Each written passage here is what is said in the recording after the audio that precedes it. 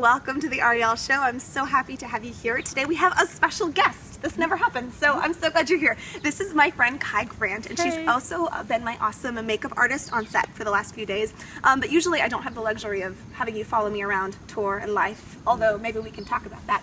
But in the meantime, I thought maybe you could share some makeup tricks with me, and maybe with our viewers here, because I'm always wanting to improve on that area of my life. So let's just start by how did you get into all this? How did you get started? So in the early 90s, I was literally burnt out from doing all kind of work with youth. And I decided to take a different path.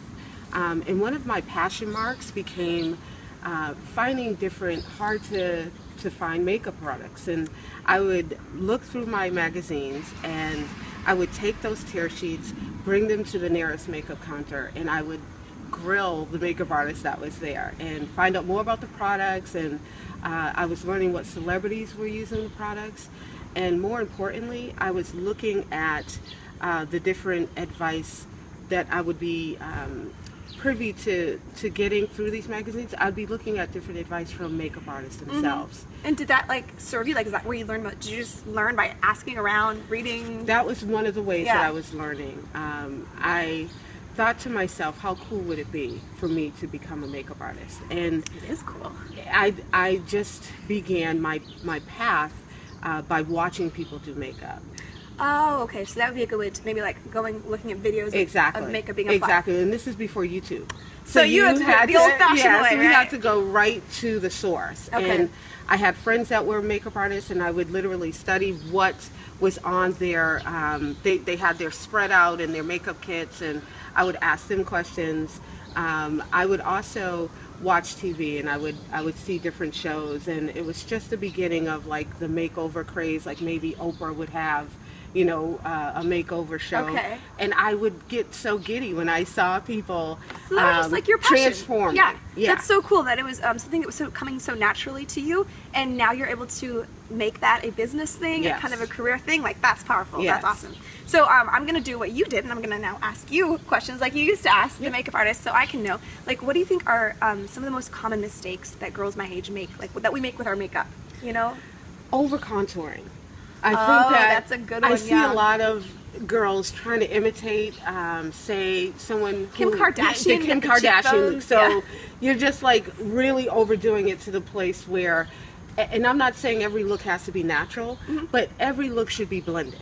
Yeah. So you shouldn't just keep stripes on your face, and that's literally what it looks like. It looks like gray stripes instead of looking like a really hot contoured, fabulous cheek.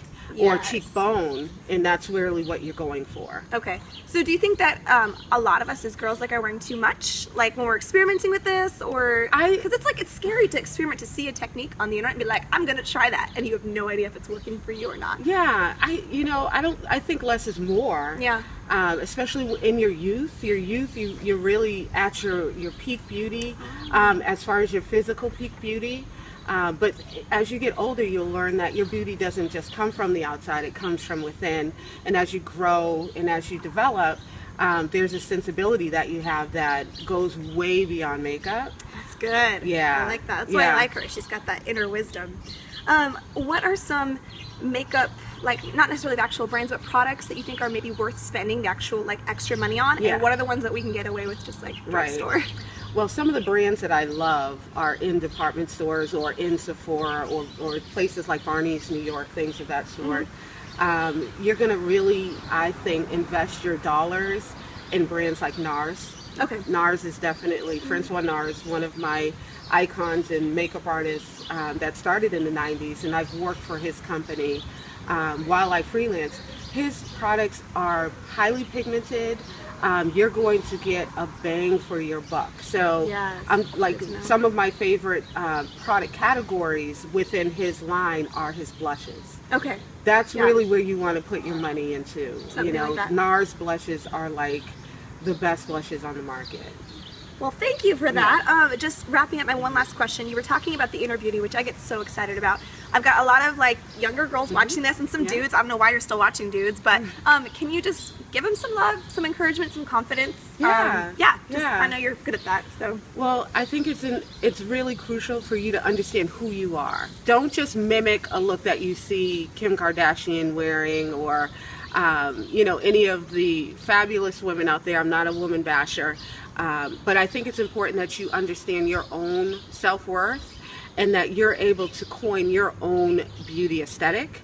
It's very, very, very crucial that you understand these things as you grow and develop, because your sexiness and your swag can really come from, not just the pretty face, but also the fabulous heart that you develop. So just like you, and I love doing this with you because she is the epitome of that fabulous young superstar that really captivates and is able to hold the world's attention. So you're too kind. Thank you, Kai. Thank you so much. This has been so fun. You're welcome. We've got more work to do today, so we got to get back to work. But thanks for watching today, guys. Don't forget to subscribe, and I'll see you next week.